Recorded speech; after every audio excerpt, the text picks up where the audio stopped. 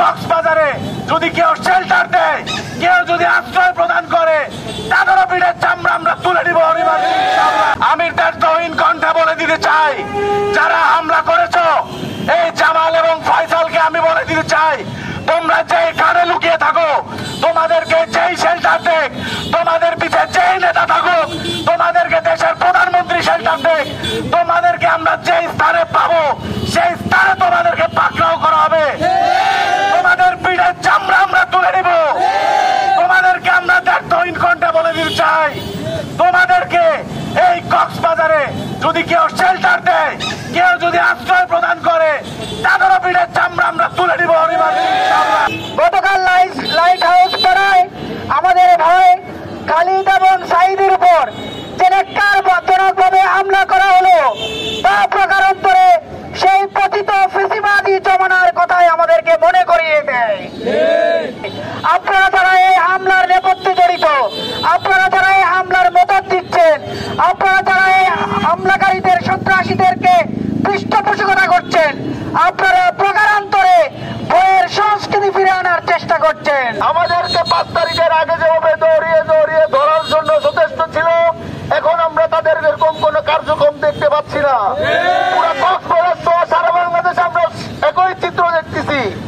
সরকারের সংস্কার করার জন্য, সরকারের সংস্কার কার্যক্রম চালানোর জন্য যেভাবে জন আকাঙ্ক্ষা তৈরি হয়েছে, যেভাবে সাধারণ জনগণ চায়, যেভাবে ছাত্র প্রতিনিধিরা সহায়তা করে আসছে, সেরকম সহায়তা যদি ছাত্র প্রতিনিধিরা না পায়, তাহলে এত বিপ্লব করে কি হবে যদি আবার আমার ভাইদের রাস্তায় শহীদ হতে হয়।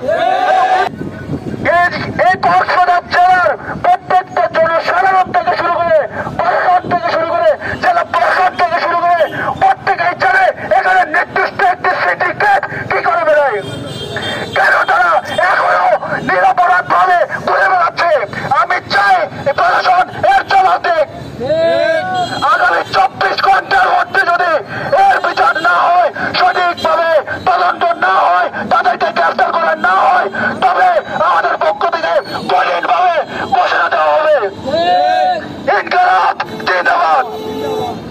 5 তারিখের পরবর্তী ঘটনা, আমি যতটুকু জানি আমাদের একটা টিম 5 তারিখের পরপরে অবৈধ জুয়ার মেলায় গিয়ে বাধা প্রদান করেছিল।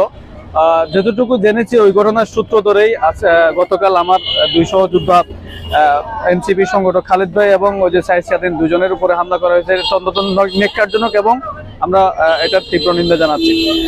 দ্বিতীয়ত, আমাদের যে জুলাই পরবর্তী আমাদের একদম সহযোদ্ধা, কাছের সহযোদ্ধাদের উপর এভাবে নেককারজনক হামলা, এই হামলায় আসলে প্রশাসনের কি ব্যর্থতা আছে নাকি প্রশাসনের, এই যে আপনি বলছেন যে এরা একদম চিহ্নিত সন্ত্রাসী, তাহলে 5 তারিখের পরবর্তী তারা চিহ্নিত সন্ত্রাসীদের বিরুদ্ধে যদি কোনো পদক্ষেপ নেওয়া হতো, অবশ্যই প্রশাসন তাদেরকে গ্রেপ্তার করত। এখনো তারা বাইরে বুক ফুটিয়ে বেড়াচ্ছে এবং পাশাপাশি প্রশাসন তাদের বিরুদ্ধে কোনো ব্যবস্থা নিচ্ছে না। আমি যতটুকু জানি গতকাল রাতে একটা তাদের বিরুদ্ধে সদর থানায় অভিযোগ দেওয়া হয়েছে। আমি আশা করব 24 ঘন্টার ভিতরেই যত অভিযুক্ত আসামি আছে তাদের বিরুদ্ধে যেন প্রশাসন দ্রুততম সময়ে ব্যবস্থা নেয়।